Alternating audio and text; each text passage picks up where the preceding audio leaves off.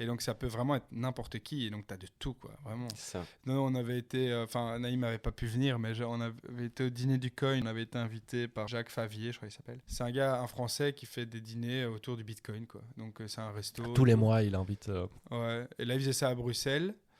Et on avait été invités et tout. Et là, encore une fois, quoi, c'est que la crypto. Mais mec, il y avait de tout, quoi. Il y avait des femmes de 20 ans, des vieux de 80 balais, de 50. Enfin, toi.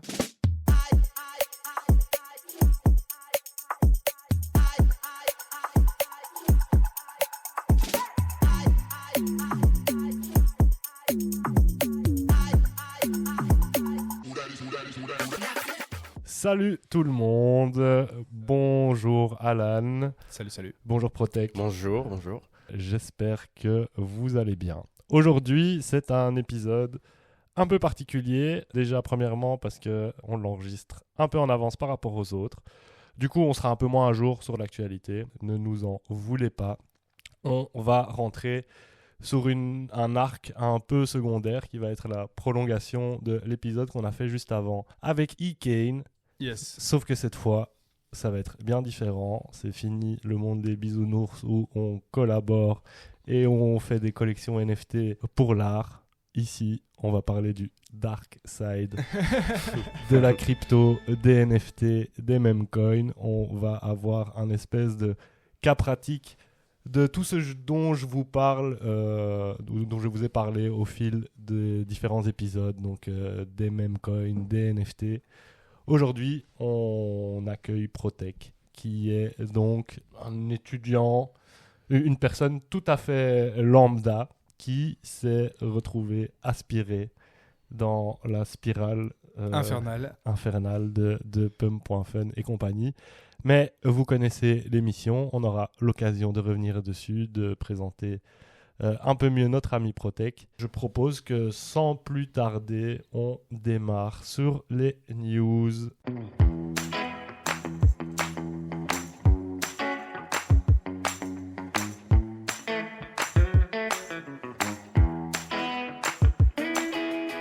On va revenir un peu sur les quelques news qui ont eu lieu. Bon, évidemment, on est le 11 février, on a enregistré le dernier épisode la semaine passée.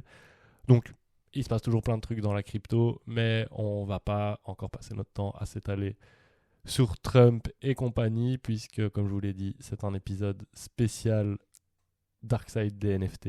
Je suis trop content de le faire d'ailleurs. On commence donc par les news. Est-ce que vous avez vu ce que Trump a fait en plus des nombreux décrets et toutes les autres choses dont on avait parlé? Non, je sais pas de quoi tu parles en particulier en tout cas. Mais... Bah voilà, en gros, tout ce qu'il a fait, c'est qu'il a autorisé les banques classiques à offrir des services crypto à ses clients, sans qu'il y ait de démarche spécifique. Voilà. Il faut savoir qu'avant, c'était possible, mais il y avait un tas d'agréments à obtenir. Là, ce qu'il a dit maintenant, c'est a priori, c'est bon pour tout le monde. Vous pouvez offrir des services crypto à vos clients. Donc, qui sait, bientôt... Bon, d'office qu'on va avoir des choses, hein, c'est sûr. Effectivement, est-ce qu'ils vont utiliser la DeFi? Est-ce qu'ils ne vont pas utiliser la DeFi? L'avenir nous le dira.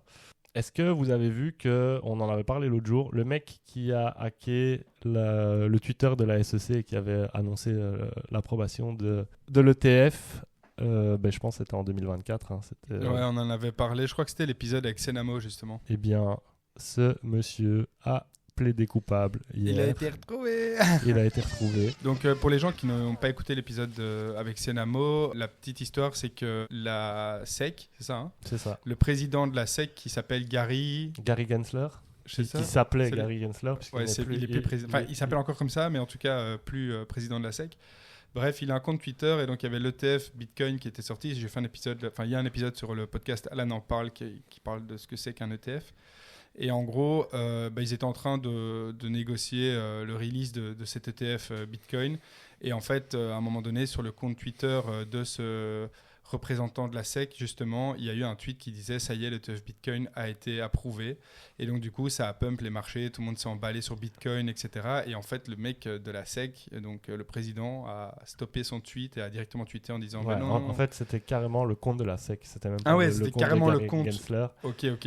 Et donc, c'était en janvier 2024. Et donc, ce monsieur, on sait qu'il s'appelle Eric Council Jr., il a plaidé coupable devant un tribunal d'Alabama, je pense. Il est en train d'essayer de négocier, je crois, de donner, enfin selon l'article que je lis, je vous mettrai le lien évidemment, de payer les $50,000 qu'il a gagnés grâce...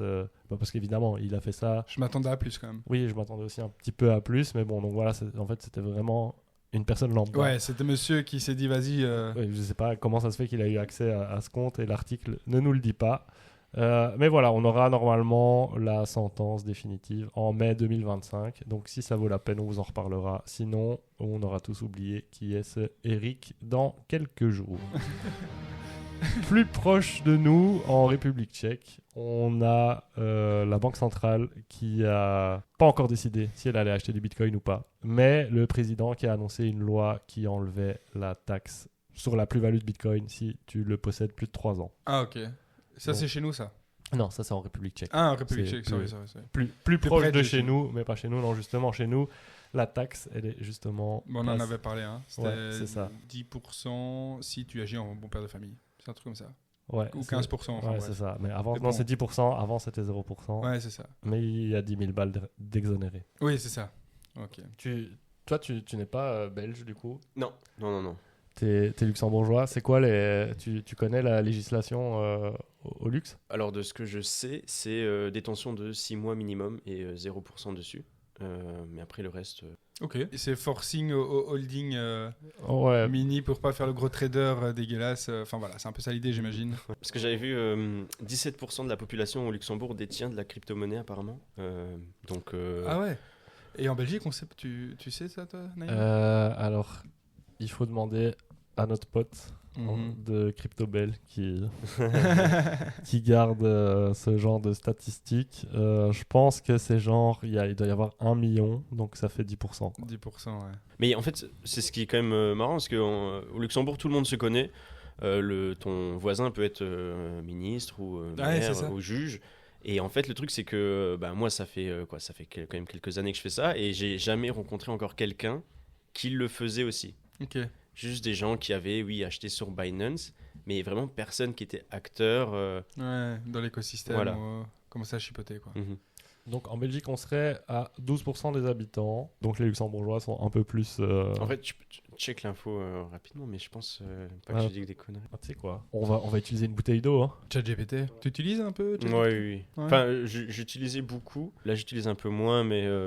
J'essaie de travailler mes prompts en fait, parce qu'il me saoule un peu. Mais moi je le trouve pas. Enfin, oui, il est intéressant, etc. Mais il est trop gentil avec toi et donc pour être gentil, parfois il te donne des réponses de merde, quoi. En fait, ça je suis assez d'accord avec toi.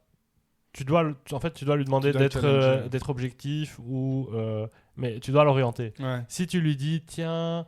Ça, est-ce que ça fonctionnerait pas comme ça? Il va pas te dire non, ça fonctionne pas comme ça. Ouais. Il va te dire oui, ça fonctionne comme ça. Il faut faire ça, il faut faire ça, il faut faire ça. Il va jamais aller contre toi en fait. Il va jamais aller contre toi. C'est à toi de lui dire n'aie pas peur de me dire non, quoi. Et ça c'est chiant parce qu'un non évidemment c'est ultra utile dans une question. Tu peux te tromper justement si tu poses une question. C'est que moi j'ai utilisé là il y a quelques jours parce qu'on en entend beaucoup parler sur Twitter le chat de Mistral AI. Je sais pas si vous en avez entendu parler. Donc voilà, apparemment, moi je l'ai trouvé assez performant. Maintenant, j'ai pas vraiment eu l'occasion de coder avec ni rien, donc je sais pas ce qu'il en est, mais apparemment c'est vraiment. Et DeepSeek. DeepSeek, bah voilà, ça aussi on en avait parlé. Du coup, moi j'en avais parlé dans le podcast, genre quelques jours avant que tout le monde se mette à en parler. Et moi je l'avais essayé, et en fait la recherche internet marchait pas, donc j'avais dit que c'était nul. Mais je m'étais vraiment arrêté, là non plus j'avais pas essayé de coder avec ni rien, je m'étais juste arrêté au fait qu'il me disait je recherche sur internet en italique et puis qu'il me reproposait de rentrer un nouveau prompt sans me proposer des résultats de recherche. Il y avait un petit truc qu'il fallait cocher, genre activer la recherche internet, je l'ai coché, ça m'a fait exactement la même chose. Donc j'étais un peu déçu, mais apparemment c'est très bien. Après, Je sais pas si je préfère quand même donner mes données à une entreprise française qu'à une entreprise chinoise ou américaine. Donc là, moi, je paye mon abonnement à OpenAI depuis un certain temps. Mais du coup, je réfléchis peut-être à passer chez Mistral.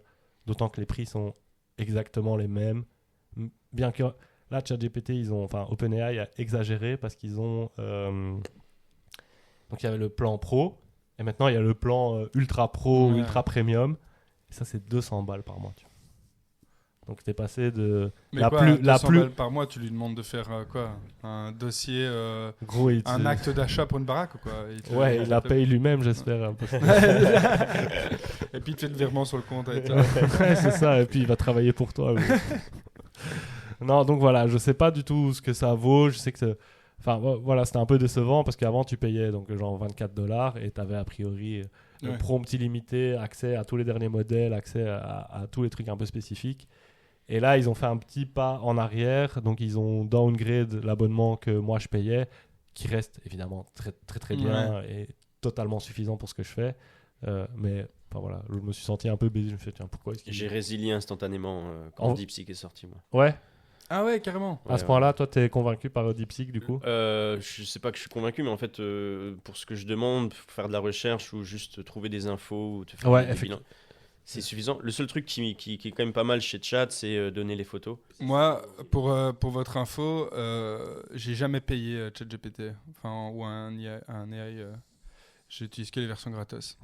Ouais, en vrai, c'est totalement suffisant. Moi, juste, il y a eu un moment où quand j'apprenais à coder, je me retrouvais limité par le nombre de prompts que je pouvais faire. Mais moi, bizarrement, mec, j'ai pas de nombre limité de prompts. C'est parce que tu ne demandes pas assez de prompts. Ah, voilà. Combien tu peux en demander, genre ?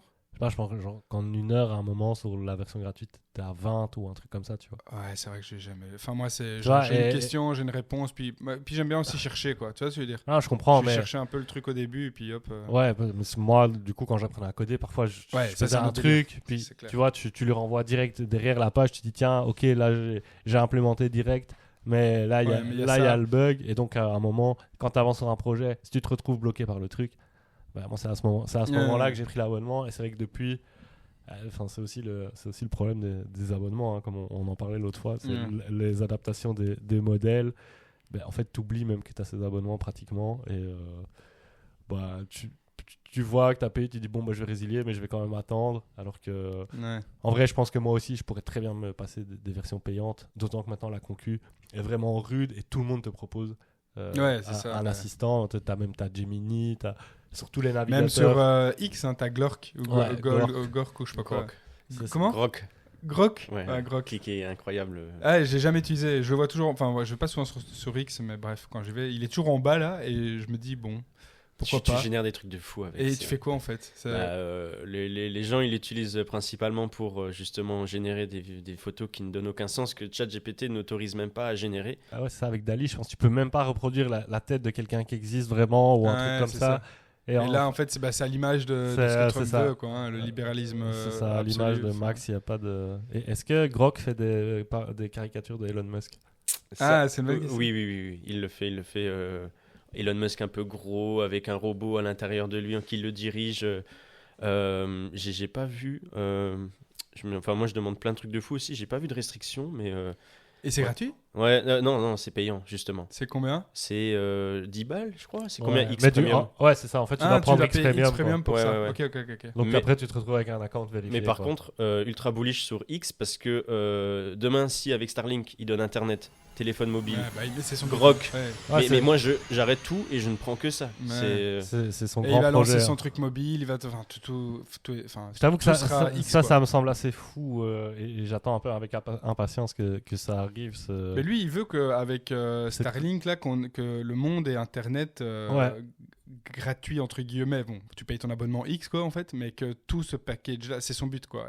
Et alors, lui, ce qu'il met en avant, c'est le côté, oui, dans les pays défavorisés, au moins, ils auront quelque chose, ils devront rien demander, ce sera là, ça tourne autour de la Terre, etc. Enfin, tu vois. Et ça, c'est son argument marketing, évidemment. Parce que 10 plus 10 plus 10, ça fait vite 400 milliards. Quoi. Alors, c'était une belle parenthèse sur l'intelligence artificielle. Ouais, c'est vrai, on est un peu parti. Non, mais on va totalement la garder. On va enchaîner, on va parler de sujets qui vont un peu plus t'intéresser, Protech. Est-ce que tu as eu droit à un peu de Bera? Alors, pas du tout. Ok. Absolument pas. Est-ce que tu sais ce que c'est Bera Chain, Alan? Non, justement, j'allais dire 10 en plus, s'il vous plaît. Donc Bera Chain, c'est un L1, j'imagine, qui a pour objectif d'être ultra scalable, ultra rapide et pas cher. Un peu comme... Comme tous, quoi. Ouais, Mais je crois la seule différence, c'est que Bera apporte Proof of Liquidity. Ok. Et, c'est Ah, ça ok. qui est vraiment spécifique de Bera comparé aux autres. En gros, Bera Chain, c'est une blockchain qui est utilisée depuis un certain temps par ses créateurs. Il y a beaucoup de projets NFT qui sont sortis dessus directement, non? Bah, en fait, oui, les projets NFT imitaient d'abord sur Kingdom Lee, sur la chaîne d'Arbitrum. Et en gros, les gros gagnants, c'est beaucoup de gens qui reprochent ça, les gros gagnants de ce airdrop sont ceux qui ont acheté des NFT finalement, et pas ceux qui ont farm. Ok. Parce que je connais plein de gens qui ont farm depuis, parce que c'est sorti il y a 3 ans, je crois, et ils farmaient ça vraiment longtemps, et ils se sont fait farmer finalement. Et Ouais. ils n'ont rien reçu. Ouais. Parce qu'un critère n'était pas. C'est quoi le critère? T'as un exemple d'un truc Bah, genre un peu... C'était sur il y avait des plateformes, Honeycomb, Beratio, etc. Et en gros, j'ai un pote à moi qui m'a dit apparemment, si tu n'avais pas de TH sur ton wallet, t'étais pas éligible. Même si tu l'as farmé 2 ans, si tu n'avais juste pas de TH au niveau du snapshot Ah ouais. et des trucs comme ça. Et en fait, ce qui est aberrant, c'est qu'il y avait un rôle pour les meufs qui s'appelait Baddies. Pour les créateurs de contenu. Et justement, ces gens-là ont eu énormément de Bera pour finalement avoir fait quasi rien comparé à ceux qui ont vraiment... Ah, ok. Mais Tu donc, vois. du coup, la communauté ne devait pas être très contente. Non, il y a eu beaucoup de gens qui se sont plaints. Et comment ils se sont justifiés, vous savez un peu? Qu'est-ce qui- Ah non. Et en fait, il y a des collections d'NFT qui ont mint au tout début, très très moches. C'est des ours grossièrement dessinés en train de faire de la guitare, etc. Et ça vaut 20-15 ETH. Ouais. Ça vaut très très cher parce qu'ils ont reçu 3000 Bera d'allocation, Bera Base, etc.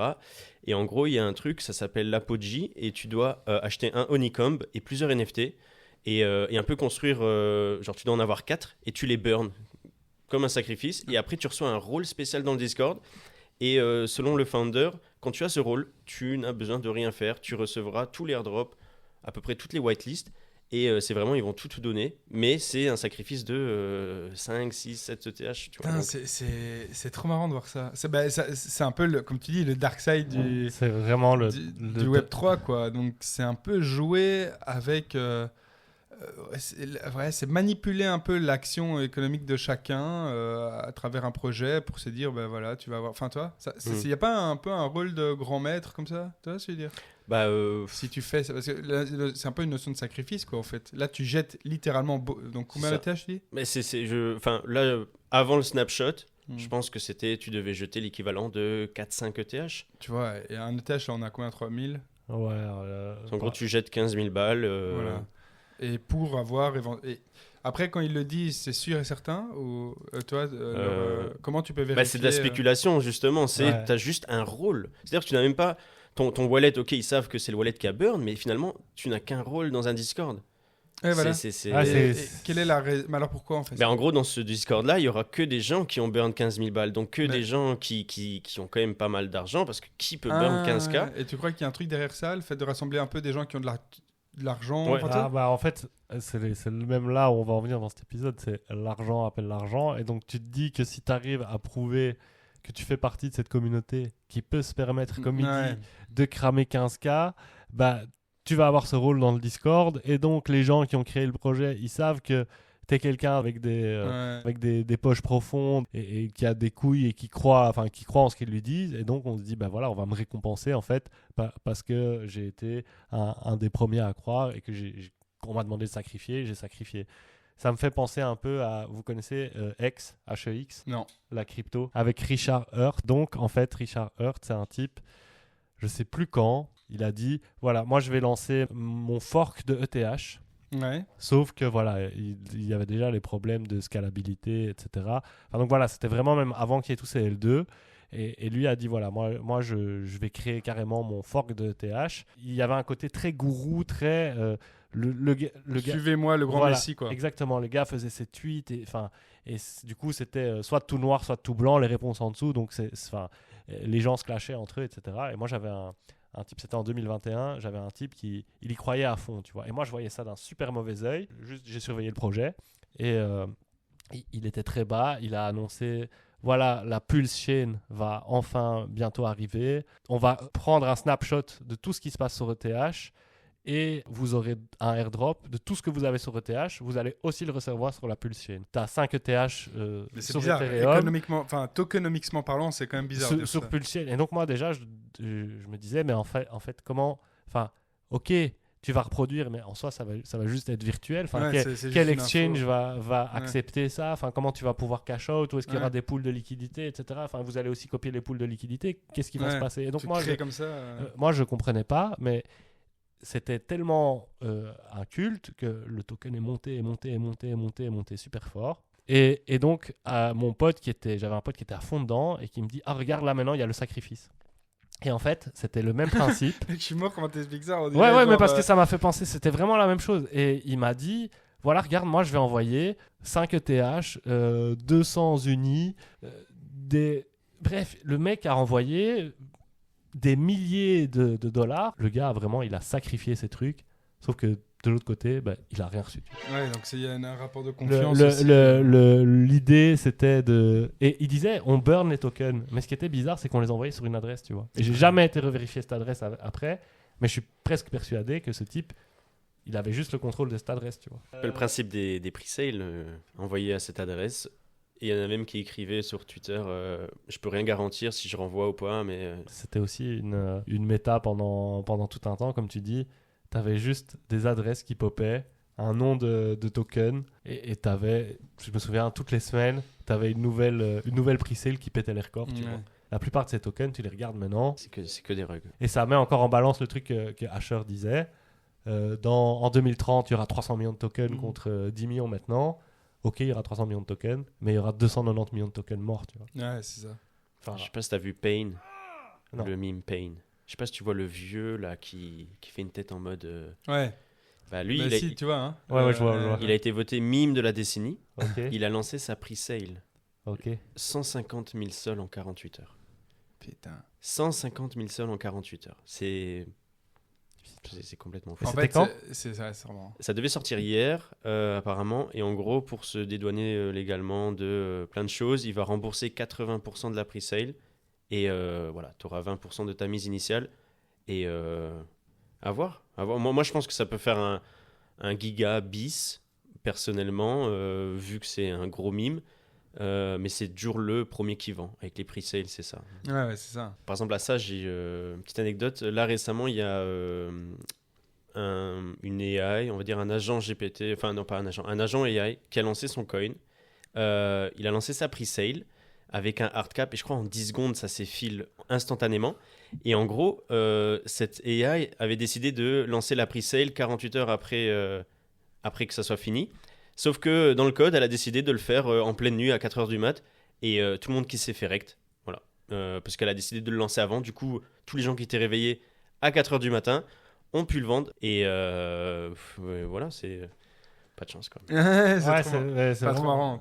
C'est être là au bon endroit, au bon moment. On va embrayer, on va te présenter direct et je continuerai à présenter les news qui suivent puisque de toute façon, ça va parler de NFT, de meme coin et autres. Salut Protech. Salut. Ça va, tu vas bien? Oui, très bien, très bien. Alors ça va, t'as un peu déstressé? Un peu, en vrai, oui, ça va. Ça va, je vous écoute parler. Voilà. Ouais, je vois ça, mais allez, ça va, t'as quand même des choses à dire. Et en vrai cette fois, on a la chance de t'avoir parce que on n'aura pas grand chose à t'expliquer. T'as roulé ta bosse, toi aussi, déjà, dans la blockchain, dans les cryptos. Ça fait combien de temps que tu t'intéresses à je dirais fin 2020. Fin 2020, ok. Donc t'es arrivé un peu avant le bull run, quoi. Ouais, je pense que j'avais toujours un poteau, il minait de l'ETH. Ok. Il avait fait son mineur et du coup il nous disait toujours ouais venez. Et à un moment on a juste acheté et j'avais acheté du Zcash à l'époque. Ok. Sur Coinbase et sur Coinbase quand tu t'inscrivais c'était en septembre 2020. tu recevais plein de coins gratuits en répondant à des questionnaire, questions. ouais. Et moi, je suis arrivé dans la crypto et on me donnait de l'argent. J'étais là en mode, c'est trop facile ou tu vois, donc... Et du coup, tu t'es direct intéressé à tout ce qui était NFT, meme coin, etc. ou... Pas du tout. J'avais juste acheté du Zcash. Il m'avait un peu près expliqué ce que c'était, etc. Et c'est par hasard que je suis tombé en fait sur les... j'appellerais ça des NFT, mais c'est pas des NFT, c'est des collectibles digital de chez Vivi. Ok. Et c'est comme ça que je suis tombé dedans. Tu peux dire, c'est quoi Alors Vivi, c'est une plateforme faite par David Yu et Dan, je ne connais pas son nom de famille, et c'est 2 collecteurs de objets toys vinyle. Okay. Et eux, en gros, leur force, c'est qu'ils ont eu un partenariat avec DC, avec plus tard Disney, Marvel, et tout le bazar de ces IP-là, et avec plein d'artistes aussi indépendants. Et c'est comme ça que je suis tombé dedans, en fait. Et c'était des drops sur téléphone iOS, avec un compte à rebours, une supply limitée, et après un marché secondaire. Et, sur la même plateforme sur la même plateforme. Ok, ah ouais, ok. Et c'était quoi qui t'intéressait donc au premier abord? C'était vraiment la beauté de l'NFT ou vraiment le côté spéculatif En fait, moi de base je suis collectionneur, enfin j'adore collectionner des trucs, que ce soit des cartes Pokémon, etc. J'ai toujours aimé ça et en fait d'ici les figurines c'était pas vraiment mon monde. Et ce qui m'a vraiment intéressé, c'était l'aspect de culte, parce que c'était en 2020, je crois la folie dessus, 2021 même. Et en gros, quand je suis arrivé sur le Discord, j'ai été choqué. J'ai jamais vu ça. C'était des milliers de personnes dans le groupe français, parce qu'il y avait plusieurs sub-channels. Il y avait des darons de 40, 50 ans avec des jeunes comme nous qui collectionnaient, quoi. Et c'était vraiment... Tu t'es retrouvé à travers cette communauté de collectionneurs. C'est ça qui t'a un peu touché au départ, quoi, j'imagine. Moi, ce qui m'a touché, c'est que autant de gens puissent travailler ensemble dans un certain sens, qu'ils soient tous passionnés par la même chose et qui se poussent mutuellement. Ah, nice, trop bien.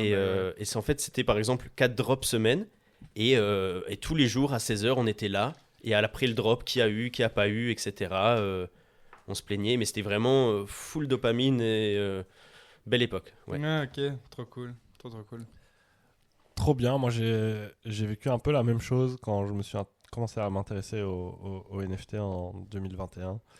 Et donc, j'ai eu la chance d'obtenir un NFT que tout le monde voulait, mais par hasard, en fait. Au moment où je l'ai minté, je me suis même pas rendu compte. Bon, c'était un Degenerate Ape Academy.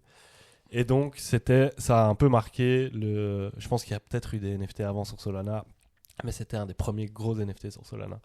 Et en fait, j'ai vraiment vécu la même chose que toi, où j'ai minté ce truc. Et je travaillais le jour d'après, super tôt. Je savais que le truc, il devait sortir un jour avant. Comme c'était un des premiers, le mint, il l'avait foiré. Donc, tu avais une première vague de gens qui avaient réussi à minter.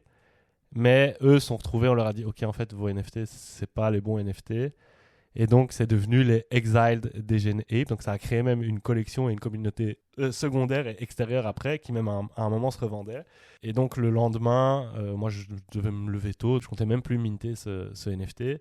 Je me souviens, le sol, il valait rien du tout. J'avais acheté 5 sols juste pour le minter. Et en fait, après ce premier mint raté, c'était pas qu'ils avaient mal fait leur truc, c'est qu'ils n'avaient pas prévu des serveurs assez puissants. Et donc, le smart contract s'est retrouvé submergé. Il a pas pu gérer toutes les transactions. Et en fait, je ne m'étais pas rendu compte que c'était cette mania des NFT qui commençait, tu vois. Et donc, le lendemain, moi, je comptais même plus le minter. Je m'apprête à dormir, j'ouvre Twitter et je vois mint dans 5 minutes, machin. Donc, c'est tout. Je prends mon ordi, j'arrive à en avoir un, c'est tout. Je m'endors. Je me réveille le lendemain, je vois le truc était sold out quand même en 10-15 minutes, mais les gens ont tous essayé pendant 10-15 minutes de minter. Et en fait, c'était juste, il a fallu le temps que le réseau accepte et que les 10 000 soient sold out. Je vois le truc, c'était 5 soldes de base. Et là, les gens les revendent déjà à 25, 30. Qu'est-ce qui se passe ?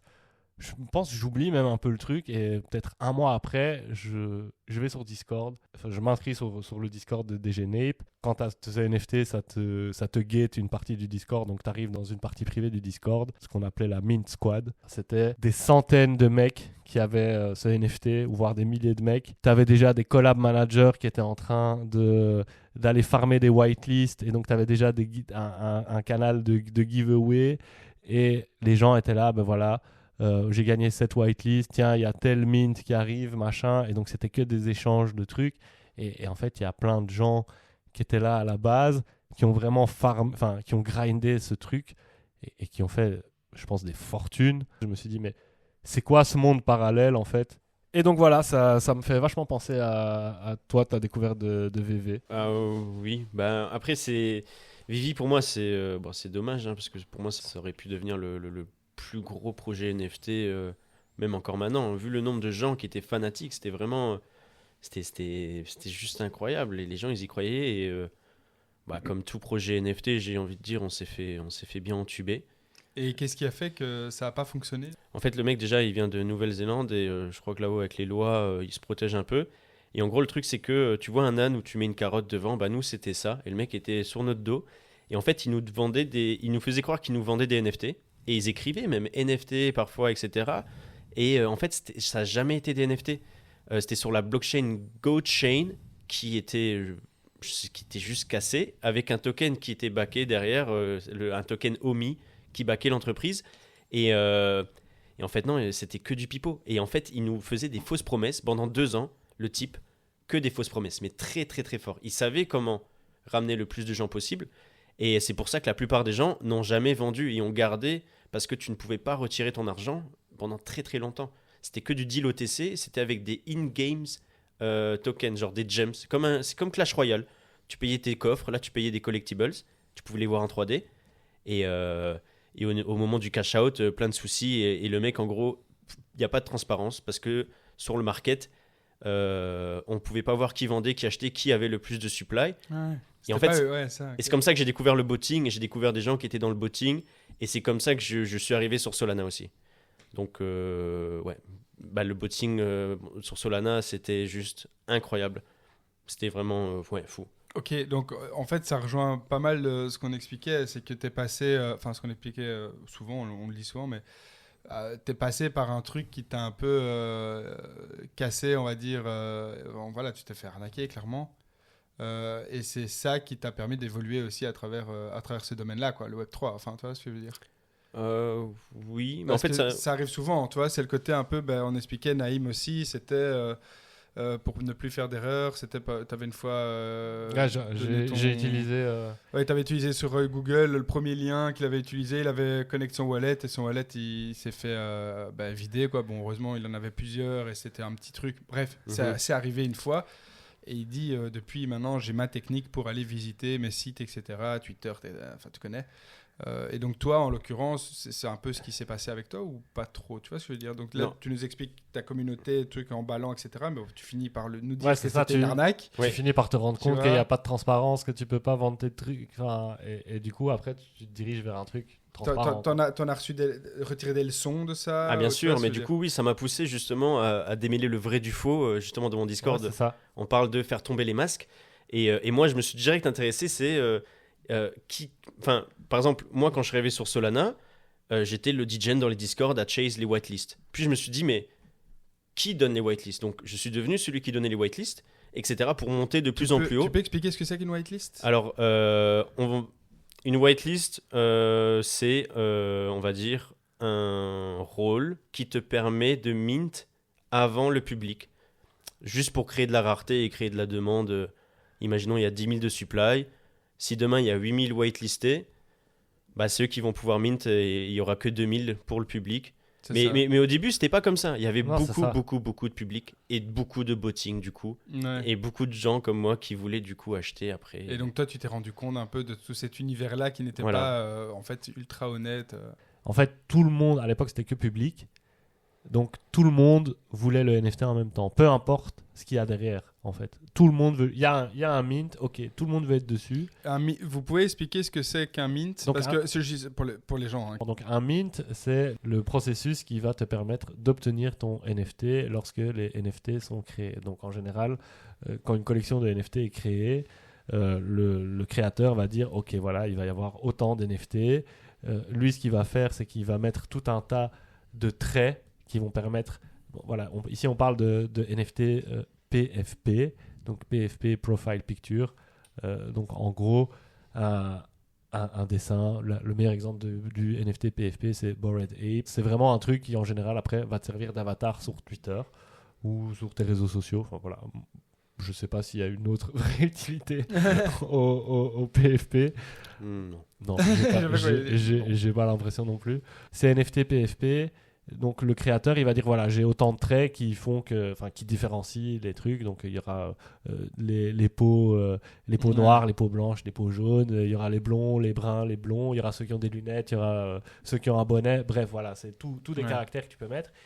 Il les inscrit dans un contrat. Donc on va passer l'aspect technique, mais en gros, tu as un smart contract qui est créé avec lequel toi, avec ton adresse sur la blockchain, tu vas interagir et de ton interaction, tu vas recevoir en général un NFT qui a été généré de manière aléatoire en reprenant des traits. Ça, c'est un mint. Et par exemple, une action que tu devrais faire, c'est quoi ? C'est juste c'est payer le prix du mint. Quoi. Ah, voilà, c'est juste ça. C'est juste quand je veux dire interagir avec le smart contract. T'appuies sur 2 boutons et... Ouais, c'est ça. Tu connectes ton wallet et puis t'appuies sur mint. C'est pour ça que les NFT, c'est la porte d'entrée justement pour le retail, pour les gens qui n'ont aucune connaissance. Quoi. Ouais, c'est facile, quoi. Ouais, c'est ultra simple. Et surtout, quand tu vois ce qu'on voit en découvrant, enfin ce que toi t'as vu en découvrant, ce que moi j'ai vu en découvrant, ben, tu te rends compte, en fait, il y a une économie de dingue derrière. Ouais. Et après avoir fait 2-3 mints, où tu te dis, déjà, pourquoi tu veux minter la première fois ? Tu te dis, ok, la personne, elle a acheté un NFT avant moi, elle a fait un x10, x100, enfin son truc vaut des sommes faramineuses maintenant, je veux faire la même chose, et donc voilà, il y a un NFT, je me dis, ok, le NFT, c'est la poule aux œufs d'or, je vais faire plein d'argent avec. Une fois que cette action de minter est effectuée, bah, du coup, si tu es logique et que tu es intelligent, tu le revends direct. Seulement, comme il n'y a que 10 000 NFT et qu'il y a peut-être 20 000, 30 000 personnes qui le veulent en même temps, eh ben, tu en as 4 000, 5 000, 6 000 qui vont revendre tout direct le plus haut possible dès qu'ils peuvent. Et derrière, tu as les 20 000, 30 000, enfin, le reste qui est là, qui est prêt à payer n'importe quel prix parce qu'il se dit, ok, les NFT, de toute façon, c'est parabolique. Et j'ai raté le mint, mais là, je ne vais pas rater le truc après. Et en fait, après, on se retrouve dans des schémas exactement comme les mêmes coins. Du coup, les whitelists, je pense que c'est arrivé vraiment... En fait, il faut s'imaginer, comme t'expliquais, que lui, il faisait partie d'une communauté qui était les Degenerate Ape. Et à l'époque, des grosses DAO comme ça, il n'y en avait pas beaucoup. Et en gros, il fallait attendre qu'il y ait assez de communautés pour pouvoir allocate le plus de whitelist possible. C'est pour ça que les premiers mints, en fait, si tu n'avais pas de whitelist, tu pouvais quand même le mint. Okay. Ouais, c'est ça. Et en fait, c'est une question de demande. Donc, au fur et à mesure que les différentes communautés se sont formées, il y avait de plus en plus de gens qui voulaient acquérir ce projet, donc plus en plus de whitelist et de moins en moins de public. Et j'ai une question. Tu disais que tu t'étais fait arnaquer, enfin, t'as pas dit ça comme ça, mais bon, bref, avec le projet là, des NFT. Tu disais, en fait, c'était même pas des NFT. Comment tu peux donner un conseil à une personne ou quoi qui nous écoute, ici, un auditeur, comment tu peux être sûr que c'est un NFT ? Est-ce qu'il y a moyen de voir ça ? Tu vois ce que je veux dire ? Juste si tu arrives à te le transférer. Si tu arrives à transférer le NFT à quelqu'un, depuis ton wallet, tu passes par le smart contract. Donc oui, c'est un NFT. Tu peux le stacker, tu peux faire plein de choses avec, tu peux le vendre. Alors que là, c'était vraiment comme un in-game purchase. Ouais. Genre, c'était comme une épée rare. Ouais. Et en fait, le truc que j'ai pas rajouté, c'est... moi, je connaissais les gens qui bottaient sur cette plateforme. Et ils bottaient systématiquement 90% de toute la supply. Et en fait, le founder le savait. Mais vu que nous, il n'y avait aucun moyen de le savoir depuis la blockchain en analysant. Vu que c'était pas transparent. Ouais. Donc, nous, on le savait. Et en fait, c'est pour ça que les prix faisaient des fois 100. J'achetais des trucs 60 balles. Ouais. Ça valait 4000 balles. Et c'était, par exemple, la princesse Elsa en statue dorée de Disney. C'était un comics. Et donc, quand tu le revendais à qui, du coup, vu que tout est je le revendais à notre utilisateur qui me l'achetait avec des gems. En fait, il a créé un marché, quoi, le mec. Il a créé de son marché à lui. Ouais. Mais en fait, déjà, le manque de transparence, bon, bien, lui, il se faisait de la thune, mais en fait, il nous avait promis un métaverse où on pouvait exposer nos comics. Et ça, c'est du pur mensonge. Et les gens... Ils s'en sont rendus compte beaucoup trop tard. Moi, j'étais le premier lanceur d'alerte. Tu l'as dit sur le Discord et tout ? Ils m'ont ban plusieurs fois. Ils me prenaient pour un fou, mais je leur disais, les gars, ça ne marchera jamais. Vendez maintenant et partez. Venez sur Solana. Et c'était un pote à moi que j'avais rencontré sur Apex Legends qui avait acheté un D-Gods à l'époque. Il avait mint et il m'expliquait, frérot, viens, c'est insane. Et moi, je disais, non, Vivi. Il m'a convaincu. Je suis arrivé et c'est là où ça a commencé, quoi. Mais terrible. c'est là que j'ai compris la différence, en fait, entre un vrai NFT et... c'est ça. En fait. Parce que chez nous, on dépensait beaucoup, mais en fait, on n'avait pas de whitelist, on n'avait pas d'alpha, on n'avait rien. On était juste une commu de collectionneurs. Voilà. C'est ça, ok. Juste qui donnaient leur argent et s'ils avaient de la chance, ils arrivaient à revendre. Parmi les gens de la communauté. Mais c'est ça, mais c'était vraiment un deal de personne à personne, alors que en arrivant sur Solana, déjà, moi, pour répondre à ta question, comment tu vois que c'est un NFT ? En fait, tu te renseignes sur la blockchain et donc tu sais qu'un NFT sera un token qui a tel type ou tel type. Et en fait, en voyant le contrat, tu peux voir est-ce que le NFT est legit, etc. Ouais. Et en fait, il y a toujours ces phases dans la crypto. Ça a été avec les mêmes coins sur la BNB, enfin d'abord sur ETH, puis sur la BNB Chain, puis sont arrivés les NFT sur ETH, puis sont arrivés les NFT sur Solana. Puis maintenant, bon ça, moi, vous comprendrez, moi j'aime bien Solana, hein, je suis pas un maxi, je suis pour toutes les blockchains, j'ai aucun problème, hein, mais voilà, j'aime bien Solana. Petit coup de cœur. Voilà, j'ai un petit coup de cœur parce que moi aussi, comme toi, j'ai été happé et c'est vraiment là que j'ai découvert l'esprit crypto. Il faut savoir, moi, j'ai un NFT qui vaut pas grand chose. De cette communauté de DJNape, on s'est fait rug plein de fois, forcément, vu qu'on n'arrêtait pas de minter des trucs, etc. Et il y avait un DJNape qui s'appelait je sais pas comment, Jabour. Et ce mec, littéralement, il nous a rug, mais en nous souriant, tu vois. Donc, il a fait une collection qui s'appelait Noya Ducks. De base, c'était son pitch, mais c'était juste un Ponzi. C'était le fait de posséder un Noya Ducks, vous allez toucher les royalties des ventes, en fait. Et bon, ça, tu connais, c'était un argument à un moment. Pourquoi, pour rendre ton NFT hype et cool, tu dis, OK, autant de pourcents des royalties des marketplaces, parce que quand tu as un NFT et que tu le revends, quand tu es le créateur, tu gardes un pourcentage sur toutes les ventes. Ouais. Donc il y a ça aussi. C'est pour ça que les founders des projets un peu sérieux ont tout intérêt à alimenter ces projets, à les garder hype. Et donc pendant un temps, il avait versé les royalties, effectivement. Et puis à un moment, il a arrêté. Et c'est bien, il trouve des excuses. Bref, à un moment, il a fini par disparaître. Il nous a rug. Et nous, on a fini avec quelques mecs des DJNape avec qui on parlait et on est resté là longtemps. On a créé une collection de NFT à nous où il y avait 69 NFT, où on a pris des œuvres d'art, genre, et on a collé la tête, parce que le type s'était doxé. Et donc, on a doxé, on a collé la doxé, ça veut dire il a dévoilé son identité, si jamais. Ouais. On a collé sa tête à la place de la tête des œuvres d'art à chaque fois, et on s'est envoyé à chacun un Jabour. Et donc là, on a fait un Discord à côté. Et donc moi, c'est un NFT que j'ai depuis 2021 qui me donne accès à un Discord gaieté. Et c'est des mecs, enfin c'est que des anglophones qui ont à peu près mon âge, je pense tous. Des OG. Ouais, voilà. Et c'est pareil, c'est les mecs avec qui je parle depuis 2021. Et vraiment, si à un moment j'ai une question, j'ai un truc, je sais que je vais aller là. Je dis, tiens, tu penses quoi ? Dedans, par exemple, il y a même un des founders des DJNape, tu vois. C'est ça. Et ça, c'est vraiment... Enfin, bon, voilà, t'as les trucs de DJN. Et puis, t'as aussi ce truc, moi, dans Solana, qui m'a apporté, c'est ma communauté. C'est pas des gens que je connais IRL, mais c'est des gens que je connais et avec qui je parle. Confiance, en fait. Ouais, voilà, c'est ça. Et c'est vraiment, c'est les mecs. Tiens, est-ce qu'il n'y a pas quelqu'un qui peut m'envoyer 2 sols parce que là, j'aimerais bien faire un truc. Dans les 5 minutes, il y a quelqu'un qui dit c'est bon, envoie ta wallet adresse. Après, on s'est jamais vu, on sait pas qui on est. Mais pourtant, on se fait confiance. Et moi, j'ai déjà envoyé des sols. On me les a renvoyés tout de suite. J'ai déjà demandé à envoyer. Et voilà, voilà, d'où le coup de cœur un peu pour Solana. Ouais, c'est stylé. C'est vraiment stylé, hyper intéressant en fait. Parce qu'avec le Covid, il y a beaucoup de gens qui se sont sentis seuls. Il y avait énormément de solitude et ces chiffres grimpent de plus en plus.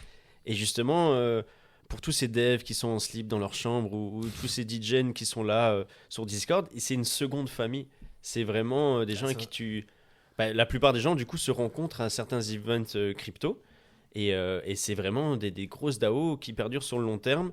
Pour certains, oui. Ça donne envie de faire partie d'une communauté, je trouve. Comment vous en parlez en tout cas. Parce que même, ce qui est intéressant aussi, c'est le côté Web3, etc. Il faut être accompagné. Et c'est pour ça aussi que le podcast en soi est né. C'est pour essayer de faire comprendre aux gens qui n'y connaissent rien. Et c'est une sorte d'accompagnement à notre manière, évidemment. mais d'accompagnement à travers ce monde qui est tellement sauvage, quoi. Du coup, ouais, en fait, ce serait pas mal d'inventer une communauté, tu vois, pour les jeunes, quoi, à travers des NFT, enfin pour les jeunes, les nouveaux arrivants, à travers des NFT ou des trucs comme ça pourrait être pas mal. Je sais pas. C'est le accompagnement. c'est le projet de Eldao. SO FOM. Hein. Et c'est des gens, ils sont ouverts, tu vois, genre si moi maintenant j'achète un NFT, j'imagine que je dois avoir un NFT, mais imagine je prends un NFT sur un de vos Discord, là, je rentre facile et tout ou... En gros, ça dépend quelle collection. Ouais, c'est ça. Et pourquoi et comment ils peuvent dire ah ben non, il a pas celui-là, alors il rentre pas. C'est ça le premier argument ou est-ce que le premier argument c'est qui, toi? En fait, le truc, c'est que quand tu vas acheter ton NFT, ça va purement te donner de la visibilité. Et c'est en mode, je viens d'acheter un Mad Lad, raidez-moi. Et tout le monde dans le chat est content parce qu'il y a un nouveau membre qui vient d'arriver dans la famille. Et ils commentent tous en lui donnant de la force. Et du coup, ils le welcome, entre guillemets. La différence maintenant, c'est que c'est token gated. Donc, tu dois connecter ton wallet à Discord avec un bot. En fait, c'est impossible à dire, gros. Donc tu peux tomber sur un nouveau NFT qui va arriver et qui va rassembler une communauté de gens qui s'entendent vraiment et qui sont vraiment là pour l'échange, etc. Et c'est pour ça qu'en fait, moi, c'est la seule communauté où j'ai vraiment cette confiance et ce truc. C'est avec ces gens avec qui on était sur les mêmes Discord en 2021 et puis on a fini par se retrouver sur un Discord encore plus petit. Enfin, tu vois, je te parle. Donc, il y a 69 NFT, mais il y a peut-être... on est 30 actifs sur le Discord, mais ça fait depuis 2021, enfin depuis 2022 qu'on est sur ce Discord. Et lui, j'imagine, c'est pareil, le Discord où il va parler, où il va faire ses échanges de play, enfin où il va chercher ses coups, etc. Ça va être le Discord dont tu parles avec tes potes, ça va pas être n'importe quel Discord où tu vas arriver et du jour au lendemain, tu vas te retrouver dans une communauté bienveillante. Je pense que maintenant, c'est un peu ça, le dark side, ce côté PVP et culte, et en fait où c'est vraiment, je sais pas comment expliquer, mais c'est pas un peu pervers parfois, tu vois, genre c'est un gourou qui détient tout et qui dit maintenant faites un peu ce que moi je veux, quoi. Vas-y, explique un peu ton truc là. En fait, c'est celui qui distribue les cartes qui gagne à chaque fois, donc c'est ce gourou. En fait, je voulais juste revenir par rapport quand tu disais share des plays, des alphas. Ça ne se fait pas dans les collections d'NFT. C'est ça qui a changé. C'est que maintenant, les groupes, c'est ceux où il n'y a pas d'NFT. C'est très restreint, où ils sont invités vraiment en mode ce qu'ils appellent cabale. Ce qu'ils aiment bien appeler cabale. Et c'est vrai, il y a différentes cabales, différents groupes privés qui se font du PVP entre eux. Et il faut que tu t'imagines une pyramide. Et au top, c'est le mec qui va donner soit la collection d'NFT ou le meme coin. Et ça descend jusqu'en bas où il y a les mecs qui ont en fait pas de commu. Et plus tu as une commu privée, plus tu auras la fond avant les autres. Et c'est juste ça, en fait. Exactement. Ok. C'est ça. Et en fait, pour trouver des communautés bienveillantes, il fallait pratiquement être là au début, ou faire une communauté avec tes potes.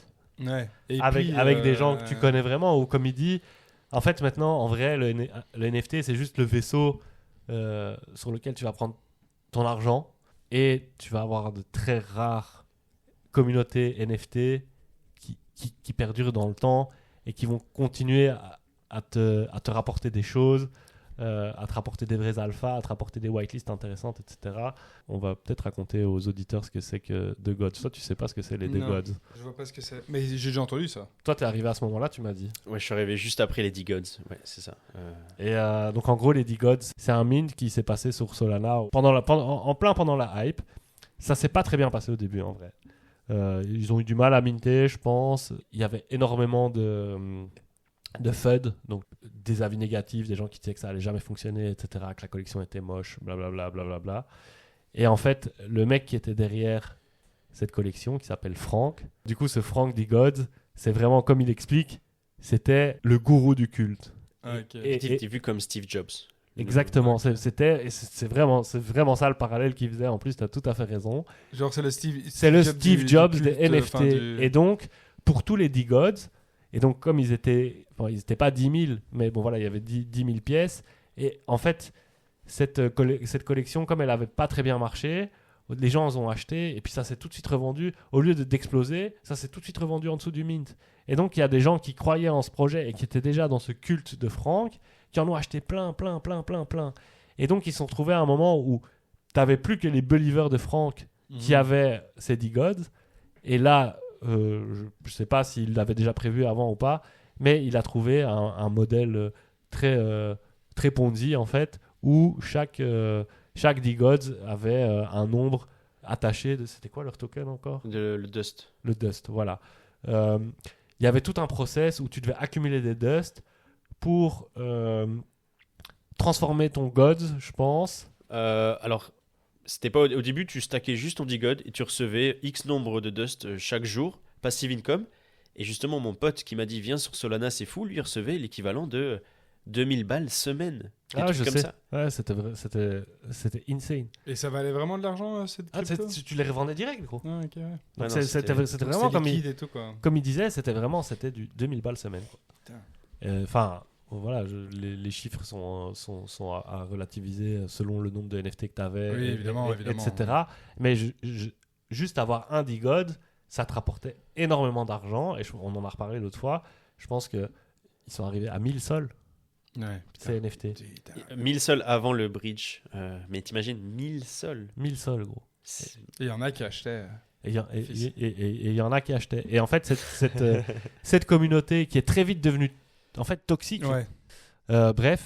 Et donc cette communauté, ils voyaient vraiment Frank comme leur gourou. Et donc au début, c'était là, oui, on est les maîtres de Solana. Et puis comme il dit, à un moment, je sais plus exactement ce qui s'est passé, mais à un moment, Frank et sa boîte, parce qu'il en a fait une boîte, ont été chez Solana et ils leur ont dit, voilà, on veut 5 millions pour rester sur Solana. Sinon, on migre. Ok. Et il faut savoir qu'à ce moment-là, DeGods, c'était 60 ou 70% du volume quotidien. Ça coûtait 1000 sols. Non, d'office. Bon. Avant 1000 sols, ça coûtait 300. Mais je veux dire, il y avait mais c'est important de l'expliquer. Enfin bref, même pour les gens qui connaissent pas trop en soi, c'est de dire que ça peut à un moment donné, ça montre aussi le côté tout nouveau du système, quoi. C'est ça. Parce que si ça contrôle entre guillemets la majorité d'un flux sur une certaine blockchain, donc ce qui est Solana, on peut Solana aujourd'hui. Enfin bref, ça veut dire qu'on est déjà dans un c'est un mec qui a énormément de pouvoir sur ce truc. Je pense qu'à un moment, il a engagé un CTO il a acheté une équipe de basket aussi. Ouais, il a acheté une équipe de basket. Rien que ça. Les Killer Street. Donc en fait, il y a eu. Mais en fait, ça aussi, tu vois, il y avait beaucoup de marketing parce que donc il a engagé un mec qui a travaillé chez Google. Bref, je sais plus où, mais il a engagé un mec haut placé et il l'a mis là pour l'aider pour le marketing ou les opérations, je sais plus. Bref. Et à ce moment-là, ils ont aussi annoncé en grande pompe, voilà, on achète une équipe de basket à 3 d'un nouveau championnat qui se mettait en place par c'est Ice Cube, je pense. Enfin, je sais plus. C'est une des stars américaines qui avait fait un nouveau championnat de basket, mais à 3, donc des plus petites équipes, des plus petits matchs. Et en fait, ils avaient mis des dollars pour sponsoriser. Mais eux avaient tourné ça en mode, on a acheté une équipe de NBA. Enfin, pas de NBA, mais de la future, du Zarma de la future NBA. Et en fait, c'était purement un argument marketing parce que je pense qu'ils ont payé un sponsoring, ok. Ils ont eu le droit d'avoir leur logo affiché sur les maillots pendant je sais pas combien de saisons, peut-être beaucoup de saisons. Mais je pense. Voilà quoi. Voilà. Ça, le sponsoring, c'est un truc que j'ai trouvé fou aussi avec les meme coins. Avec l'équipe d'Udinese, avec Apu qui est en sleeve. Ouais. Le coin, je sais plus si c'est un chat, mais bref, c'est sur une équipe anglaise. Mais c'est un truc que en fait, je me demandais, est-ce qu'on va arriver à un moment où on verra plein de projets NFT ou de meme coin dans les publicités ou c'est possible. Moi, je pense que oui. Je sais pas si on va y arriver, mais en tout cas, rien ne dit qu'on n'y arrivera jamais. Tu vois ce que je veux dire ? Parce qu'au final, c'est un peu l'histoire de cet écosystème et du monde.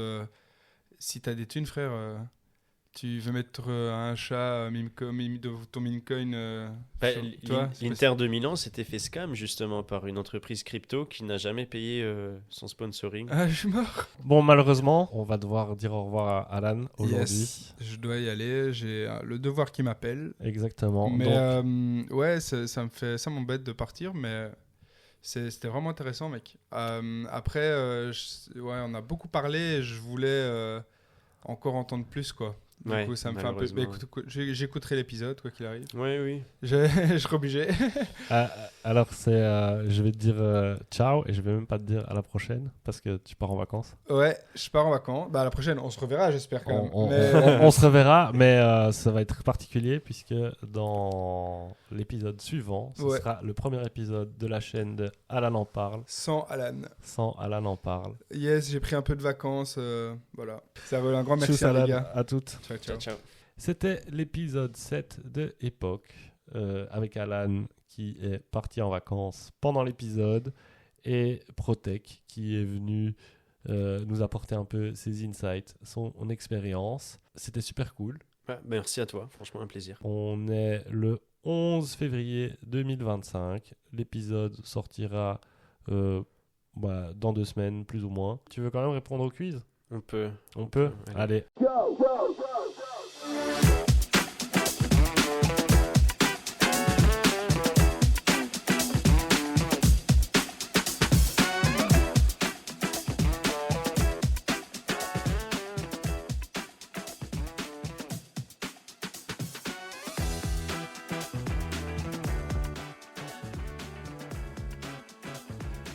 C'est un questionnaire de culture générale. A priori, j'ai pris des questions difficiles. Est-ce que t'es prêt ? Ouais. C'est un truc de rapidité ou pas ? Non, t'es à l'aise. Ok, ça va. De toute façon, t'es tout seul, donc t'as 20 secondes. C'est parti. La première question. Quel était le prix du mint des CryptoPunks ? 0.005 ETH, 0.5, 1 ETH ou 0 ETH ?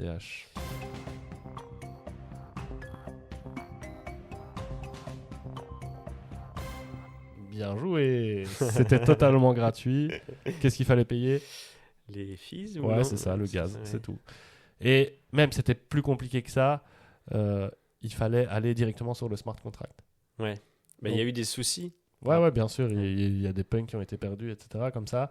Mais donc, c'était même pas... Enfin, à l'époque, c'était même pas un site internet, vu que c'était vraiment un des tout premiers NFT.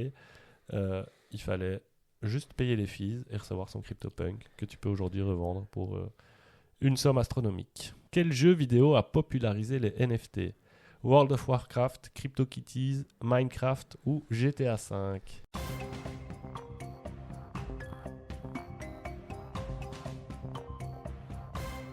Moi, je dirais CryptoKitties. C'est la bonne réponse. GTA V, il faut savoir qu'à un moment, il y a eu des NFT dessus. Enfin, il y a eu, en tout cas pas des NFT, mais il y a eu un marché qui s'est créé et qui liait de la blockchain et le jeu avec 5M. Ouais. Mais ça a été super vite banni par Rockstar. Tu vois. Question 3. Sur quelle blockchain la plupart des NFT sont créés ? Je vais mettre Polygon. Ethereum, Solana, Polygon ou Bitcoin ?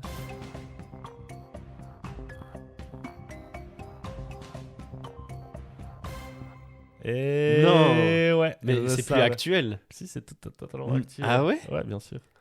Ok. En fait, voilà, nous on est biaisés. Parce qu'il y a eu tellement de NFT créés avant que. Ouais, mais même toujours maintenant. Dis-toi, le volume, il est toujours sur ETH. En fait. Donc il y avait un piège sur ce coup-là. Je savais que tu répondrais Solana. En l'occurrence, c'est Ethereum qui est toujours la chaîne des NFT. Question suivante. Quel est le nom du premier NFT connu ? CryptoPunk, Quantum, CryptoKitties, Dragonflyer Kingdom.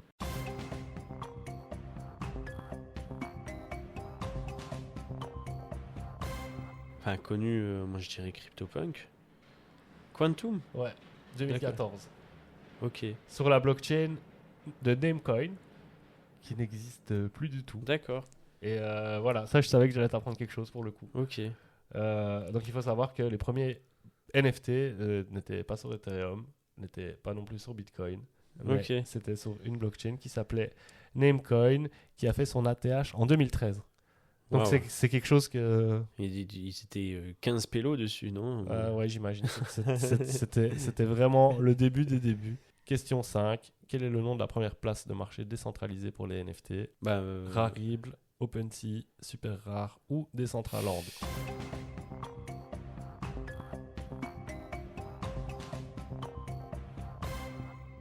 Ça, c'était pas actuel, ça. Non, c'est la première. La première. Quel est le nom de la première qui en date ? La première qui a existé ? Je dirais Rarible. Eh bien, c'était OpenSea. Parce que j'ai connu Rarible avant OpenSea. Ouais, mais c'est vrai qu'on en entendait beaucoup parler. Mais en vrai, OpenSea était quand même la première. Alors, c'est encore une première. Quel est le nom du premier marché d'art dédié au NFT? Donc là, on est sur de l'art. Super rare, rarible, nifty giveaway ou foundation?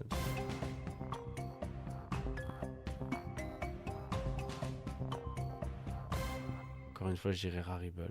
Eh bien, c'est super rare. Ah, mais c'est ETH, moi je suis ouais, seul. Ouais, je sais. je t'ai dit, je voulais t'apprendre des trucs. Hein. Quel a été le premier projet à permettre aux utilisateurs de posséder des terrains virtuels sous forme de NFT? Le métaverse. Sandbox, Somnium Space, Decentraland ou CryptoVoxel?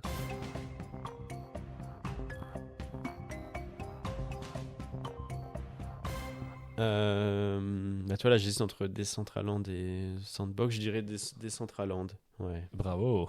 Effectivement. Et dans l'autre quiz, il y avait, tu sais, à combien sont vendues certaines parcelles? Oui, non, mais c'était une dinguerie. 2 millions. Enfin, aussi cher qu'un appartement à New York. C'est insensé. J'ai été essayer. Qu'est-ce que ça propose le métaverse? Ça ne propose rien. Ça propose des jeux mal faits.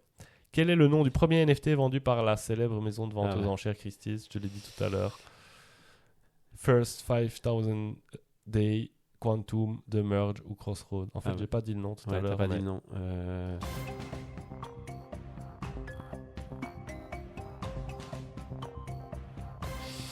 Mais j'ai dit ce qu'il avait vendu. Pop. Allez, Educated Guess, tac. Exactement. Et tu sais ce que ça représentait? Donc la réponse, c'est les 5000 premiers jours, qui était une œuvre de Beeple, où je pense qu'il a fait une œuvre par jour pendant 5000 jours. Et puis, il en a fait une méga fresque qu'il a vendue pour la modique somme de 69,3 millions aux enchères.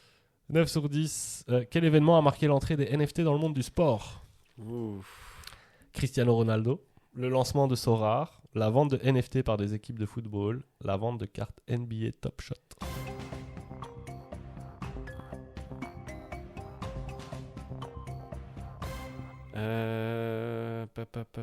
Je sais pas si Top Shot est arrivé après Sorare. Je vais mettre Sorare. Eh bien, c'était Top Shot. Ouais, c'était Top Shot. Parce qu'en vrai, il y avait Vivi, puis il y avait Top Shot, et puis Sorare. Et après, il y avait aussi HRO.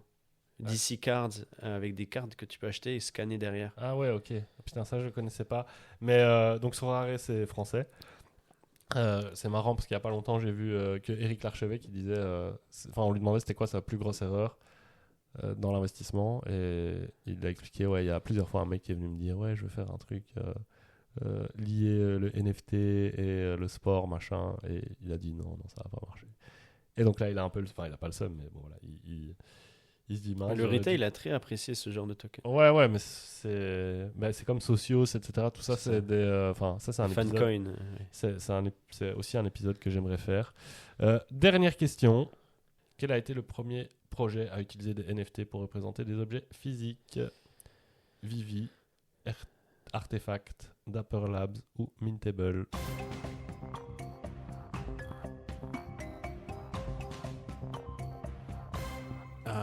Je dirais Artefact. Et c'est la bonne réponse. Ouais. Bravo à toi. D'ailleurs, tu sais que Artefact a Nike a arrêté les activités. Mais un truc marrant sur Artefact, ils vont venir à la NFT Paris. Ils vont faire une soirée, ils ont fait un tweet. Faites attention, je sais pas si tu l'as vu. Non. Ne vous trimballez pas la nuit, prenez que des Uber, ne prenez pas des belles montres, etc. Et après, il a dit en bas, la team Artefact sera sous sécurité garde proche 24 heures sur 24, 7 jours sur 7. Alors que je ne connais même pas la team. Mais, non, c'est ça. Ouais. Eh bien, c'était un épisode particulier, mais très très chouette quand même à faire. J'espère que tu as passé du bon temps. Oui, très bien. Comme je dis, on reprendra, très probablement. C'est pas que partie remise, mais on fera un jeu en bonne et due forme, et on aura l'occasion encore de parler d'autres dingueries. Je te souhaite une très bonne soirée. Je vous souhaite à tous aussi une bonne fin de peu importe le moment qu'il est. C'était donc époque numéro 7. On est le 11 février 2025 et je vous dis à dans 2 semaines. Ciao. Ciao.